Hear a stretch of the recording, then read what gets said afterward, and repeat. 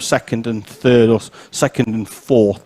So then we're going to have a look then at the Iami Bambino. No penalty applied there. They of course don't run the drop down front fairing, so it would have just been a driver indiscretion picked up by the clerk of the course. And we have 8 penalties applied in our mini Rotax class. The first one going in finishing order. We've got a 5-second front fairing penalty for all of them. It's Lewis Goff, Gregor Reed, Rhys Owen, Taylor Dixon, Ollie Poole, Ollie Naylor, Addison Smith and Joseph Murphy, all picking up front fairing penalties. Still got plenty of time. With juniors, they'll come through and we'll see theirs in about 5 minutes. We only just saw them coming off, so they'll be having their penalties for front fairings checked by our scrutineer down there. So dummy grid up and running for junior Rotax and just heading out onto the grid now, so we'll head over for that one.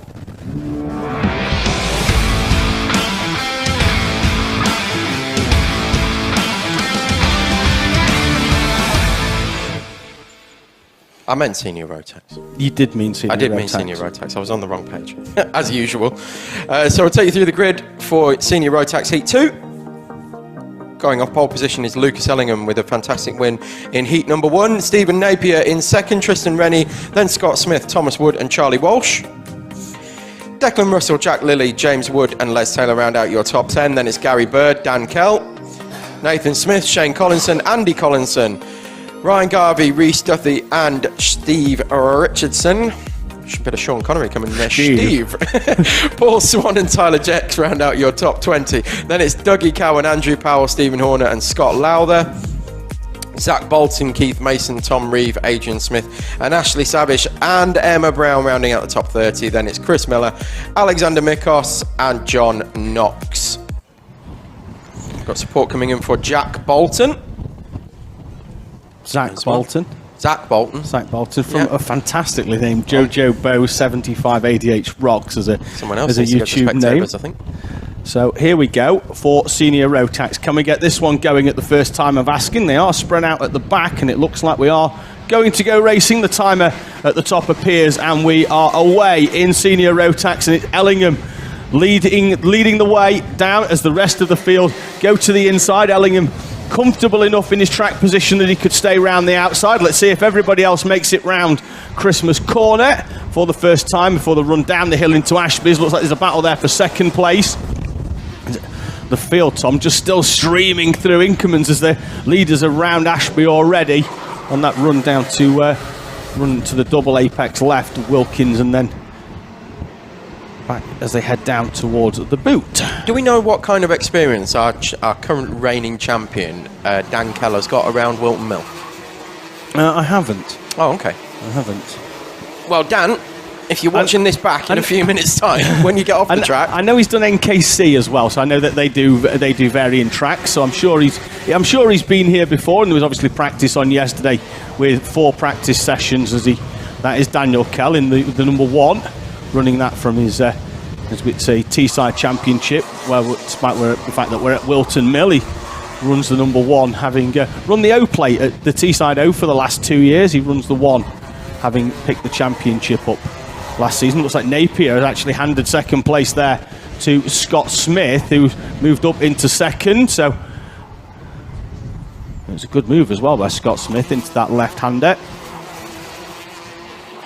So couple of runs down into the boot as drivers trying to get alongside into that final corner. We do have a few of them side by side as we begin lap number 3 here at Wilton Mill, and even now they're on slicks, the time's tumbling into the 46s again for our senior Rotaxers. That's 5 seconds quicker than what they were doing earlier on the wet tyre. So definitely slick. I'm not sure, don't know whether we're going to get through the day without another smattering of rain. We'll have a quick look as there's a late dive to the inside there by the 66 of Collinson. Not running the academy livery this time, is he? No, and the 36 as well. 37 actually making a dive to the inside. That was a very, very late move. We're looking at the battle for 7th here, so that's Wood, Garvey and Smith. Oh, someone's gone very wide. Coming out of pit bend. Did they actually make it into the barriers, or did they get through cleanly? It looks like everybody made it through, but yeah. I think we were clean. Looked like Tom. they went off into a different postcode. Yeah, I think we were clean, because I think the camera would have stayed there if we had an off. But yeah, certainly was very, very wide. We almost halfway through senior road. We are wide there. Postcode. The 12 of James Wood is off.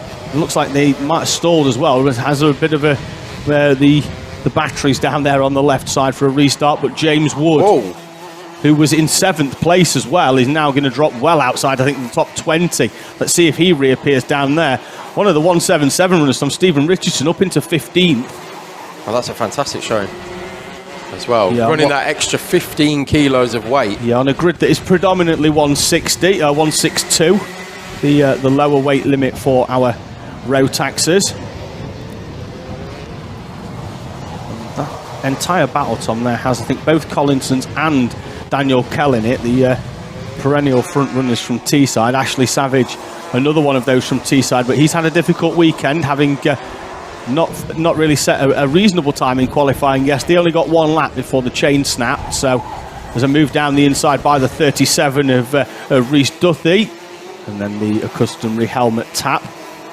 Certainly feels like he's got the pace then to get on the back, as the 9 of Chrissy Miller has a quick tap in the rear. And this just a line astern of carts all the way through. Shane Collinson at the head of the pack, then moving up into in the 66, moves inside the top 10. And this, Tom, goes all the way down, I think, to about 20th. It's just nose to tail carts through from 10th, 11th, 12th, count them as you go, all the way back to Tristan Rennie, I think, who's well out of position, Tom, in 18th. Yeah, started 2nd or 3rd, I think, on the grid. Of course, we saw him have problems earlier in the race. Collinson is going to get hung out. In fact, let's say Collinson's going to get hung out to dry. It's 2 of them. It's Shane and Andrew, the 66 and the 74, all battling it out in that battle. One of them in the cosmic livery, one in just the plain white. Daniel Kell there in the 1 on the back of the 66 of Shane Collinson. That's the and they're changing position as they come through Christmas Corner again. It's going to be like a fruit machine. I think the timing column on the left-hand side, by the time they get round to the start-finish line. Spin it and hope for 3 in a row. That's the one.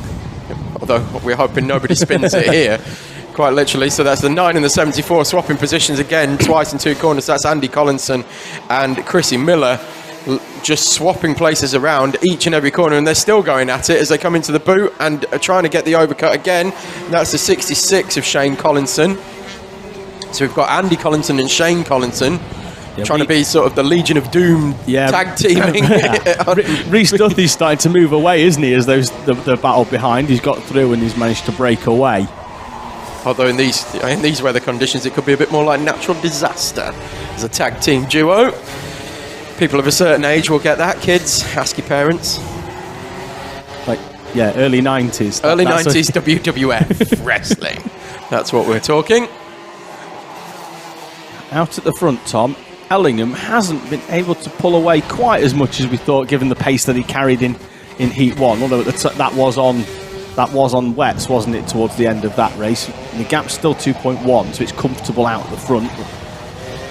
This is the battle for 2nd, with Scott Smith at the head of it, and that's Collinson off, and that looks, Tom, like there's been some heavy contact, because he does not look comfortable in that machine. The number 74, Andy Collinson. Looked quite uncomfortable there on the grass. The yellow is out, and that's the first left at Wilkins, and he's parked on the outside. The yellow is out, so there'll be no overtaking into there, but he's still in the cart as it is. 1 minute and 10 remaining. The good news about being off there is there's no barriers that he'll have hit, with the exception of coming off at Ashby.